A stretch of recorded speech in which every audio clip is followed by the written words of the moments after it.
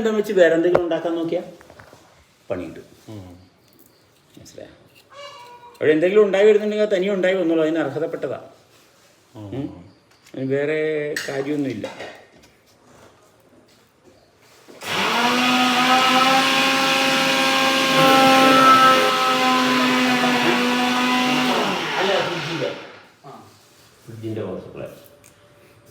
അല്ല, നമ്മളിപ്പം ഇതിൽ നിന്നൊക്കെ ചില സമയത്ത് നമ്മളെല്ലാം വിട്ടുപോയി നമ്മൾ കൺട്രോളിലല്ലാതെ പോകുന്ന അവസ്ഥ ഉണ്ടാവുമല്ലോ. അതിൽ നിന്ന് തിരിച്ചു വരാൻ എന്തെങ്കിലും മാർഗം? നമ്മളിപ്പോൾ ഒരു മരത്തേന്ന് താഴെ വീഴുന്നിരിക്കട്ടെ, വീണുകൊണ്ടിരിക്കുകയും നമ്മൾ എവിടെയെങ്കിലും പിടിക്കാനല്ലേ നോക്കത്തുള്ളൂ, അല്ലെ നിലത്ത് നിന്ന് വീഴും. വീണെടുത്ത് നമ്മൾ എഴുന്നേൽക്കും, അടുത്ത പരിപാടി അത്രയേ ഉള്ളൂ. എവിടെയാ വീണത് വീണെടുത്തുനിന്ന് എഴുന്നേക്കുക എന്നുള്ളതല്ലാതെ വീഴുന്നിടത്തുനിന്ന് എഴുന്നേക്കാനുള്ള ശ്രമത്തിൻ്റെ ഇടയിൽ നമ്മൾ തിരിച്ചും ബോധവാനാകും. അതെ, ആ എഴുന്നേക്കുകയാണ് നമ്മുടെ കഴിവ്. എവിടെയാണ് വീണ് കിടക്കുന്നത്? വീണ് കിടക്കുന്നിടത്ത് നിന്ന് എഴുന്നേക്കണം. നമ്മുടെ ആവശ്യം അതാണ്. അതായത് പണ്ട് ഒരു ദിവസം എൻ്റെ വീട്ടിൽ എന്നെ പിടിച്ചുകൊണ്ട് പോകാനായിട്ട് ഭാര്യയുടെ സഹോദരന്മാരെയൊക്കെ വിളിച്ചുകൊണ്ട് വന്നു. അവർ ഞാൻ കിടക്കണ മുറിയിൽ കയറി അവർ ചെറിയ രീതിയിൽ എന്നെ കായികമായിട്ട് കൊണ്ടുപോകാനുള്ള ഒരു ശ്രമം നടത്തി. അല്ലല്ല, അവിടെ വെച്ച്, അടുത്തെങ്കിലും വെച്ച്, കുറച്ച് വർഷങ്ങൾക്ക് മുമ്പ്. അപ്പോൾ ഞാനിത് വലിയ വിഷമിച്ചു പോയി. ഞാൻ ഭയങ്കരമായിട്ട് മനപ്രയാസം വന്നുപോയി. മനപ്രയാസം വന്ന് ചേട്ടൻ വെച്ചപ്പോൾ നീ ഇന്നിവിടെ കിടക്കണ്ട, നീ എൻ്റെ വീട്ടിൽ പോരെന്ന് പറഞ്ഞു. നമ്മൾ അങ്ങനെ പോന്നു കഴിഞ്ഞാൽ ഞാൻ ഒരിക്കലും എന്നെ തിരിച്ചറിയത്തില്ല. എൻ്റെ ഒരു സഹായത്താൽ ഞാനിവിടെ വീണെങ്കിൽ ഞാൻ തന്നെ എഴുന്നേക്കണം, ഞാൻ തന്നെ എഴുന്നേറ്റ് പോയാലേ ശരിയാകത്തുള്ളൂ. മനസ്സിലായി? വേറെ സഹായം വന്ന് എന്ന് ഞാൻ ആ സഹായം ആശ്രയിക്കും.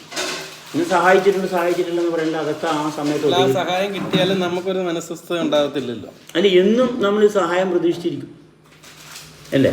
അല്ല, മറ്റൊരാളെ നമ്മുടെ ഒരു ഈഗോ വർക്കൗട്ട് ചെയ്യത്തില്ലേ? അല്ല, അങ്ങനെ നമ്മൾ ഈഗോ ആക്കണ്ട. നമ്മളത് ഈഗോ ആക്കുന്നതിന് പകരം നമ്മളുടെ ഉണർച്ച വേണമെന്നുള്ളൊരു ഭാഗം ഉണ്ടല്ലോ, നമ്മൾ ഉണരണം. അല്ല, അതൊന്നും നമ്മുടെ ആവശ്യമല്ലേ. നമ്മൾ ഉണരുക എന്നുള്ളതാണ് നമ്മുടെ ആവശ്യം. അപ്പോൾ ആ ഉണർച്ചയ്ക്ക് വേണ്ടിയിട്ട് ഞാനവിടെ ആ ഭാഗത്ത് കിടന്നു. ഞാൻ കരഞ്ഞാണ് കിടക്കുന്നത്. പക്ഷെ ഇപ്പോഴും എനിക്ക് ജീവനുണ്ട് അല്ലേ? ഞാൻ ഏറ്റവും പ്രിയപ്പെട്ടെന്ന് കരുതുന്ന എൻ്റെ ഭാര്യ ഇങ്ങനെ ചെയ്തെന്ന് പറയണമെന്ന് എൻ്റെ ഏറ്റവും വലിയ ഷോക്ക്. ഇതിലുണ്ട് അവരൊന്ന് പിടിച്ചതും എഴുതും. അത് അതിനകത്തുണ്ടാകുന്ന ഏറ്റവും വലിയ പേടി എന്ന് വെച്ചാൽ ഞാൻ കുറച്ച് മാർഷ്യൽ ആർട്സ് ഒക്കെ പഠിച്ചതാണ്. ഇവർ പിടിക്കുമ്പോൾ ഞാൻ എന്തെങ്കിലും ചെയ്തു കഴിഞ്ഞാൽ ഇവർക്ക് എന്തെങ്കിലും പ്രശ്നം ഉണ്ടായാൽ അത് എനിക്ക് വന്ന നാശമാണ്. അവരെല്ലാം നല്ല ആരോഗ്യമുള്ള ആൾക്കാർ, അതൊക്കെ ശരിയാ. പക്ഷെ നമ്മൾ എന്തെങ്കിലും ചെയ്തതാ കുറിക്കേ കൊള്ളത്തുള്ളൂ. അവരുടെ ആരോഗ്യത്തിന് പ്രസക്തിയില്ല. കാരണം അവരുടെ വിവേകമില്ലായ്മയും അവർ വീട്ടിൽ കയറി എന്നെ പിടിക്കാൻ വന്നത്. മനസ്സിലായി? അവർ ചെയ്ത വിഡ്ഢിത്തരം അവരറിയുന്നില്ല. മനസ്സിലായി? കാരണം അവർ വിഡ്ഢികളാണ്. മനസ്സിലായി? വേറെ ആളുടെ വീട്ടിൽ കയറി ഒരാളെ പിടിക്കാൻ നോക്കുക, അയാളുടെ സ്വന്തം വീട്ടിൽ കയറി പിടിക്കാൻ നോക്കിയെന്ന് പറഞ്ഞാൽ അവർക്ക് ബോധമില്ലാത്ത ആൾക്കാരായതുകൊണ്ടാണ്.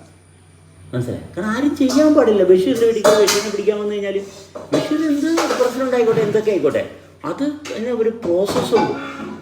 ബഷീർ ഇപ്പോൾ ബഷീറിൻ്റെ ഭാര്യയെ ഉപദ്രവിക്കുന്നു. ആ ഉപദ്രവിക്കുന്നത് ഭാര്യയാണെങ്കിൽ ആ ഭാര്യയെ ഉപദ്രവത്തിൽ നിന്ന് രക്ഷിക്കാനാണ് നോക്കേണ്ടത് അല്ലേ? ആ ഭാര്യനെ ഉപദ്രവത്തിൽ നിന്ന് രക്ഷിക്കുമ്പോൾ ബഷീർ ഒരു പ്രശ്നക്കാരനാണെങ്കിൽ അവിടെ ബഷീർ വരും. മനസ്സിലായി? അതിന് വീട്ടിൽ കയറി ആക്രമിക്കുകയല്ല വേണ്ടത്. അവർക്ക് അതിനുള്ള പ്രാപ്തിയില്ല. അപ്പോൾ പിന്നെ ആ പരിപാടിക്ക് പോകരുത്. ബഷീറിൻ്റെ വീട്ടിൽ ബഷീറിൻ്റെ ഭാര്യനെ ബഷീർ ഉപദ്രവിക്കുന്നു. ബഷീറിൻ്റെ ഭാര്യ കൂടെ ജീവിക്കാൻ മതി. ഞാൻ ബഷീറിൻ്റെ ഭാര്യയുടെ ഒരു കടപ്പെട്ട ഉത്തരവാദിത്തപ്പെട്ട ഒരാളാണെങ്കിൽ ഞാൻ എന്താ ചെയ്യുന്നത്? ഞാൻ എൻ്റെ സഹോദരിയെ ഞാൻ എൻ്റെ അടുത്തോട്ട് കൂട്ടിക്കൊണ്ടുപോകും. മനസ്സിലായ? കൂട്ടിക്കൊണ്ടുപോകും. അത്രയും ചെയ്താൽ മതി. കൂട്ടിക്കൊണ്ടുപോകുമ്പോൾ നിങ്ങൾ അവിടെ അവളുമായിട്ടൊരു ബന്ധമുണ്ടെങ്കിൽ നിങ്ങൾ അവിടെ വരുമ്പോൾ ഞാൻ ചോദിക്കും. മനസ്സിലായി?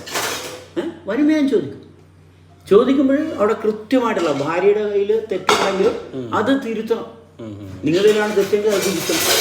കാരണം എവിടെയോ ഒരു തെറ്റുള്ളതുകൊണ്ടാണ് അവിടെ അസ്വസ്ഥതയുള്ളത്. ഈ തെറ്റ് തിരുത്തുന്നതിന് പകരം ഒരാളെ ശിക്ഷിക്കാനാണ് നോക്കുന്നത്. ഇതിന് ഇത്രയും കാലം ആരും ആ ഭാഗത്തോട്ട് വന്നിട്ടില്ല. മനസ്സിലായി? ഇവിടെ